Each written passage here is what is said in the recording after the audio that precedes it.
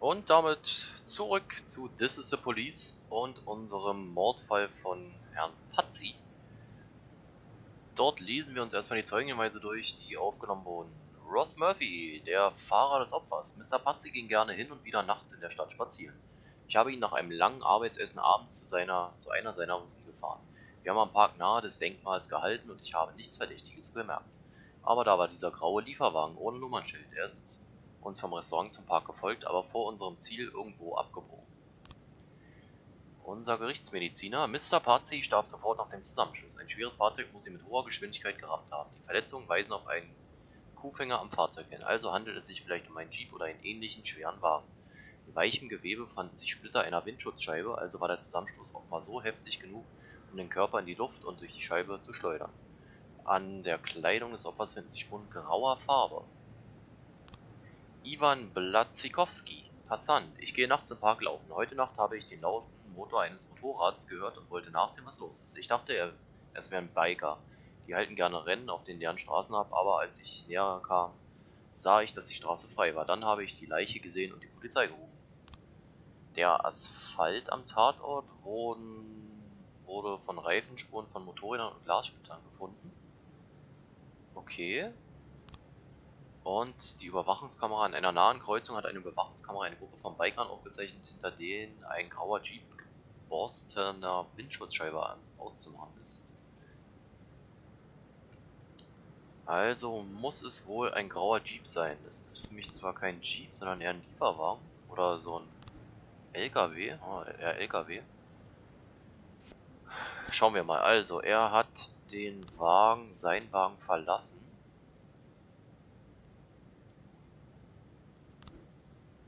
Das Bild macht für mich noch wenig Sinn. Hier ist auf jeden Fall überrollt worden. Das war dann davor. Hier hatte ich anscheinend der Wagen. Oder wir machen das Ganze mal so.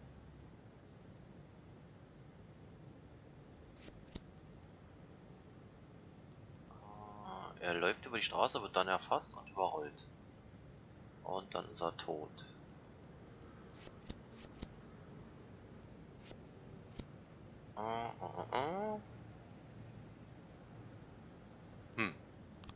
Na gut. Kann ich mir noch keinen Reim draus machen. Vielleicht kriegen wir am nächsten Tag dann noch mal ein paar neue Schnappschüsse. Und wenn wir heute keine neuen dazu bekommen haben, was mich eigentlich ein bisschen verwundert. Und die Lage ist doch ernster als gedacht. Schicken wir noch mal Robbins und Kingston mit dazu. Ach, das war sogar der letzte Fall, also hätte ich sogar alle mitschicken können. Habe ich nicht auf die Zeit geachtet. Hoffen wir mal, dass sie dann trotzdem ausreichen vor Ort. Und dass ich diesmal keine Todesfälle habe in meiner Schicht. Würde mich ja mal freuen, wenn mal ein Tag ohne Tote vorbeigeht. Und tatsächlich, alles ist glimpflich abgelaufen und wir haben den Schmuck auch noch sichergestellt und lassen ihn von der Mafia wieder verhökern. So, allen geht's gut. Alle sind erholt, wir sind auch alle erholt, hatten ja auch einen Monat Ruhe von mir. Mal gucken, was jetzt der Arzt sagt. Impressive recovery, Mr. Boyd. I'm still not happy about how soon you're back to work. Well, not happy as your doctor. As a resident of Freiburg, I'm immensely grateful for it. Really? Just don't tell anyone, or they'll pull my license. Well, thank you again for coming to see me at night. Oh, well, whatever you need, Mr. Boyd. Any doctor in this town would come running any hour, day or night, you can believe me. You're not suffering from headaches. It says here that you are taking painkillers after a back injury. But the prescribed dose is enough to... Dr. Kraczynski, you trust me? And, sorry? Do you trust me? In what way, Mr. Boyd? You think I'm an honest and reasonable man, Doctor? You're joking, Mr. Boyd. Thanks to you, my wife finally agreed to buy a house here, and we've decided to have children.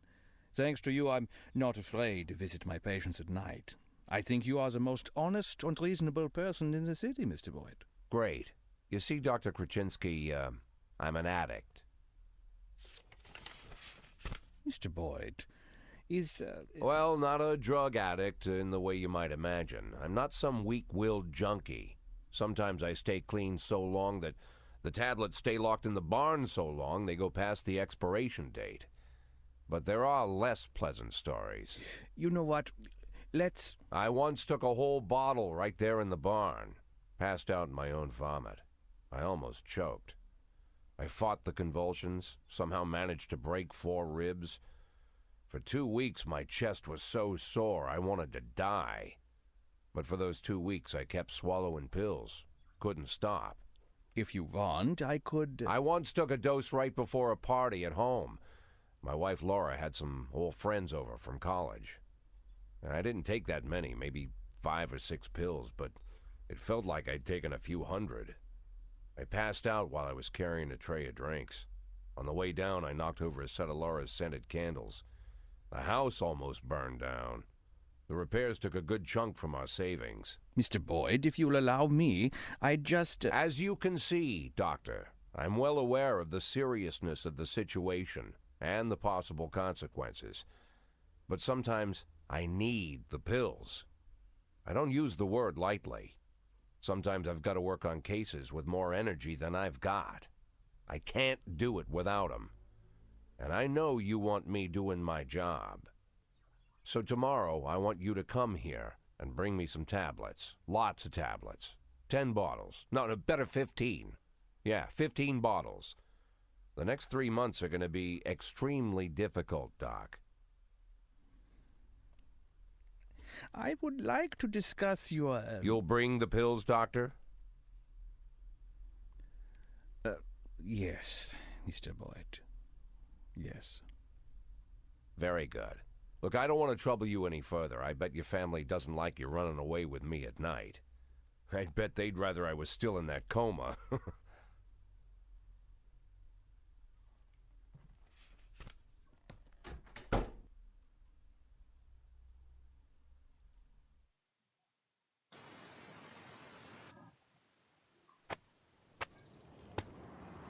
Und damit zu Tag 60.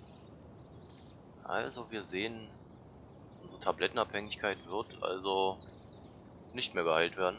Auch in den letzten paar Monaten, die wir noch hier Polizeichef sind. Mal gucken, ob unser Arzt morgen vorbeikommt. Wir lesen uns mal die Zeitung durch. Kevin Paulson bereitet sich auf Machtübernahme bei der Polizei vor. Bürgermeister Rogers unterstützt Kevin Paulson als nächsten Polizeichef. Ich vertraue meiner Familie. Gerücht: Kevin Paulson, nächster Polizeichef Freeburgs.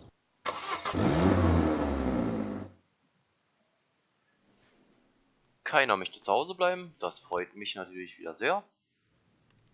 Und wir haben neue Musik im Katalog. Nehmen uns gleich mal das erste.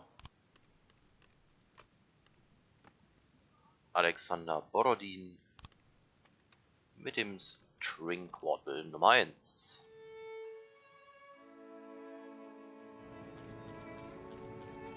So, das Ergebnis unserer Anfrage bei der Stadtverwaltung, dem wurde wieder stattgegeben und wir erhöhen die Effizienz auf 100% oder auf 200%. Teilen wieder unser Mafia-Geld mit den Angestellten. Und sehen, Tag 60, 92.000, also wir sind noch deutlich unter dem, was wir erreichen müssen. Mal gucken, wie wir an mehr Geld kommen. Unser erster Fall heute, ein Mord im Ghetto. 2 Teenager saßen auf einer Treppe und rauchten. Ein afroamerikanischer Mann kam zu ihnen und fragte nach einer Zigarette. Geh und frag jemand anders, Affe, erwiderten die Heranwachsenden. Der Mann wurde wütend, zog ein Messer und stach einen der Teenager in die Brust. Der andere Teenager, der entkommen konnte, sagt, dann hat er sich eine Zigarette genommen, sich gelassen auf die Treppe gesetzt und geraucht. Ja, Kochi vielleicht nicht. Purdy, noch Glenn und Adams. Hier also jetzt unsere 3 Neuen mit Mitchell, Yaxi und Adams. Adams werde ich hier versuchen, etwas mehr Aufträge zu geben, dass er auf die 150 kommt. Wird heute wahrscheinlich nicht klappen. Eine Vergewaltigung im Wohngebiet. Morris Green hat aus seiner Nachbarwohnung eine panische Frau. Hören Hilfe, ich werde vergewaltigt. Dann war es laut ihm für ein paar Sekunden vollkommen still. Dann habe ich etwas von Bleichmittel gehört und anschließend fing Musik an. Auch hier werde ich nur 3 entschicken. Sonkochi und Yaxi. Die das Ganze hoffentlich meistern werden. Und dann hätten wir nämlich für den Fall dann auch nochmal 3 Beamte. Hier hat alles geklappt. Adams hat seinen ersten Fall gemeistert und ich warte nochmal die 10 Sekunden und hoffe, dass er rechtzeitig zurück ist. Dann schicke ich den dann gleich auch nochmal mit hin. 3, 2, 1, nein. Das reicht gerade so nicht. Also Jancy, Mitchell und Fraser. Bei einem Angriff. Der Elektriker Jason Pruitt hat eine normale Inspektion bei einem Transformatorstation durchgeführt und einen dreckigen, haarigen Penner vorgefunden, der ihn wie ein wilder Bär angegriffen habe. Der Obdachlose hat ihn heftig gebissen und ihm ein Stück Fleisch aus seiner Hand gerissen. What? Der Elektriker war geschockt, konnte aber aus der Station fliehen, wobei der Verdächtige im Inneren blieb. Okay. Die Vergewaltigung war ein falscher Alarm. Es hat sich herausgestellt, dass die Nachbarn von Mr. Green einen neuen Fernseher gekauft hatten und einen Horrorfilm in voller Lautstärke gesehen haben. Okay. Schafft es Jaxi zurück rechtzeitig in Kochi? Auch das wird wieder mehr als knapp. Okay, Auftrag der Gemeinde von der Stadtverwaltung. Heute ist der Tag der Sauberkeit. Flüger und das Fernsehen und andere Medien werden darüber berichten. 3 Angestellte von allen Stellen der Stadt, also auch der Polizei, sollten kommen, bei der Stadtsauberkeitsaktion zu helfen. Nee, mache ich nicht, weil ich nicht weiß... Boah, das war aber auch auf den letzten Drücker. Ich hätte sie also doch hinschicken können, aber das war mir zu wild. Fischbach, Jaxi und Adams fahren zum Autodiebstahl. 2 Teenager haben Sanitäter während ihrer Mittagspause abgepasst und haben ihn den Krankenwagen geklaut. Wir waren wirklich nur 1 Minute weg. Ja, 1 Minute. Die Transformatoren. Jason Pruitt hat das Bewusstsein verloren und liegt zitternd und zuckend am Boden. Schaum quillt aus seinem Mund. Ein Rettungswagen, seinen Kopf erhöht, seine Atemwege freilegen. Das machen wir mal. Der Obdachlose versteckt sich immer noch in der Umspannungsanlage. Der Eingang ist mit Blut beschmiert. An die Tür klopfen, Sicherung der Pistole zerschießen und hineinrennen, die Tür öffnen und Mann fehlen. Wir zerschießen mal die Sicherung und können ihn daraufhin festnehmen. Sehr gut. Fall erledigt.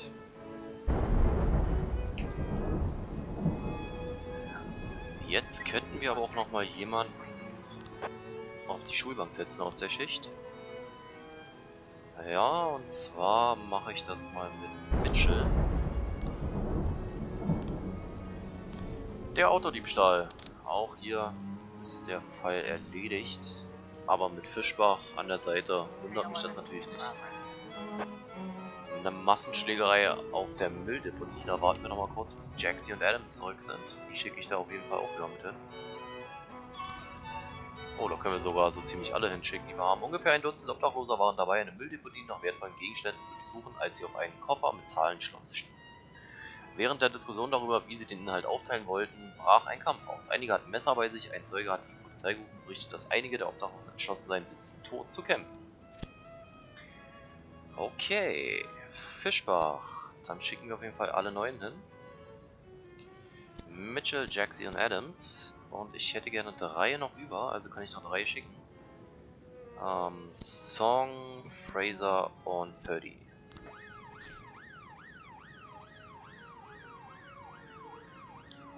Und dann räumen wir mal auf der Mülldeponie ein wenig auf. Noch ein sehr ruhiger Tag. Mal gucken, vielleicht kommt noch der eine oder andere brutalere Einsatz. Unsittliches Verhalten in der Öffentlichkeit in der Tanzschule. Die exotische Tänzerin Marissa Gomez hat sich über einen seltsamen Mann in einem Regenmantel beschwert. Einer unserer Räume ist von der Straße aus einsehbar. Das ist gedacht, um Kunden hereinzulocken. Kunden, keine Spanner. Das ist nicht das erste Mal, dass wir den Typen vertreiben müssen. Er kommt ständig vorbei und trägt einen Regenmantel, egal wie das Wetter ist. Und sieht so aus, als würde er darunter an sich herumfummeln. Jancy, Kochi und Glenn, nehmt den Perversen fest. Die Massenschlägerei ist beendet und alle haben überlebt. Ist ja immer nicht selbstverständlich. Bei so größeren Massenschlägereien kann der ein oder andere Kollege ja schon mal draufgehen. So, wir haben noch 7 Sekunden. Oh, das wird sehr knapp. Das wird nichts. Ein Mann steht vor dem Fenster, presst seine Nase an die Scheibe und fasst sich unter dem Mantel selbst an. Den Mann am Arm packen, den Streifenwagen werfen, Sir, lassen Sie langsam die Hose wieder an. Ich dem Kerl anschließen. Wir packen ihn natürlich und schleifen ihn in den Streifenwagen. 3, 2, 1, 0. Nee.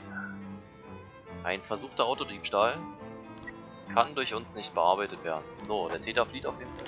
Oh, es war sogar ein falscher Alarm. Also nochmal richtig Glück gehabt. Niemand hat versucht, dort in ein Auto zu stehen. Die haben eine Alarmanlage des Wagens ist empfindlich. Geht beim geringsten Geräusch los. Ja, auch mal Eier haben und einfach niemanden hinschicken. Habe ich mir fast gedacht, dass das ein falscher Alarm war. Eine gewaltsame Auseinandersetzung im Nachtclub. Der Türsteher eines Nachtclubs hat 5 abgerissene Gestalten hinzugefügt und daraufhin hingewiesen, dass Flipflops und Jogginghosen die Frauen eher abschrecken. Die Leute wurden wütend und beschlossen, dem Türsteher Manieren beizubringen. Es kam zum Kampf. Auch hier schicken wir Fischbach, Mitchell, Jackson und Adams. Und wir schicken nochmal Jancy mit. 0 Uhr. Wir kriegen hoffentlich neue Bilder zum Drogenverkauf. Unsere ersten 6 Bilder. Dann lesen wir uns mal die Hinweise durch. Jim Bates, der Barmann. Ich habe so einen kleinen Typen in einer weißen Jacke gesehen. Er hat den Kirschsaft bestellt, an der Bar getrunken und ist dann mit einem bärtigen Typen aufs Klo verschwunden. Ich dachte, die wollten mir ein bisschen rummachen. Das sieht man heutzutage oft. Aber als andere dann den bärtigen Kerl mit dem Gesicht in der Toilette gefunden haben, war mir klar, dass der Typ mit der weißen Jacke da nichts Gutes vorhatte. Der Mann erlitt einen durch die Einnahme von Kokain verursachten Herzinfarkt. Er verlor das Bewusstsein, stürzte und schlug sich den Kopf an. Er wurde schnellstens auf die Intensivstation gebracht. Sein Zustand ist ernst, aber stabil. Die Toilette in einer der Zellen war beschädigt und auf dem Boden fand sich eine leere Tüte Kokain. Der Obdachlose Gilliam, ich habe so einen jungen Kerl in einer weißen Jacke gesehen, der aus dem Club gerannt kam. Er rannte, als wäre der Teufel hinter ihm her. Ich wünschte, ich hätte auch was von dem, was er eingeworfen hatte. Und Jennifer Goose, oder Gross, Stammgast. Ich habe im Spiegel auf der Toilette meinen Strich nachgezogen, als ich von einem furchtbaren Schrei von der anderen Seite der Mauer hörte.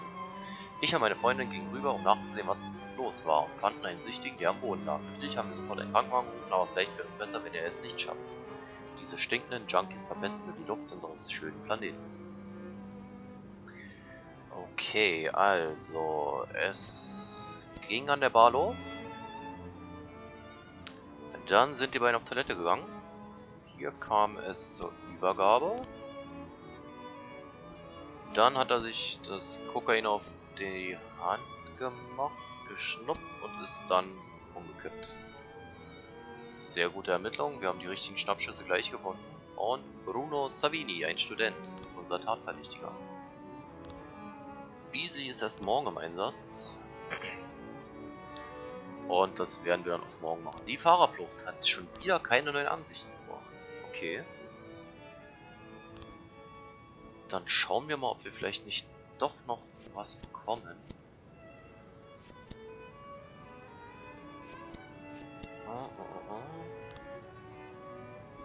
Ich kann mit diesem schwarzen Wagen nichts anfangen. Also da bin ich mir eigentlich relativ sicher, dass das wirklich die letzten sind. Also die beiden auf jeden Fall. Was mich wundert, dass er hier auch keinen Regen... Doch, da ist der Regenschirm. Ich wollte gerade sagen, dass er keinen Regenschirm und seine Aktentasche nicht mehr in der Hand hat, aber der Regenschirm ist ja da noch. Bum, bum, bum. Mal ein bisschen durchprobieren. Nee, wenn dann so.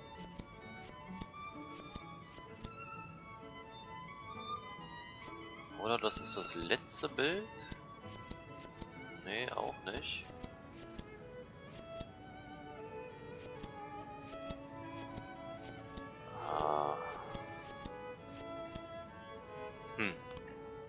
Nee, kann ich mir erstmal noch keinen Reim draus machen. Egal, müssen wir vielleicht doch noch mal ein paar bessere Ermittler hinschicken. Wir haben noch den Brito. Nee, das macht auch keinen Unterschied. Eigentlich haben wir schon recht gute Ermittler da. Die gewaltsame Auseinandersetzung ist auch beendet und wir beenden den Tag für heute. Und sehen, dass es allen gut geht. Adams schon auf 140 bekommen, das ist natürlich sehr gut. Also der wird dann an seiner nächsten Schicht auch die 150er Marke wieder schaffen. Sehr gut, dann haben wir wieder eine relativ gute und ausgeglichene Schicht zusammen.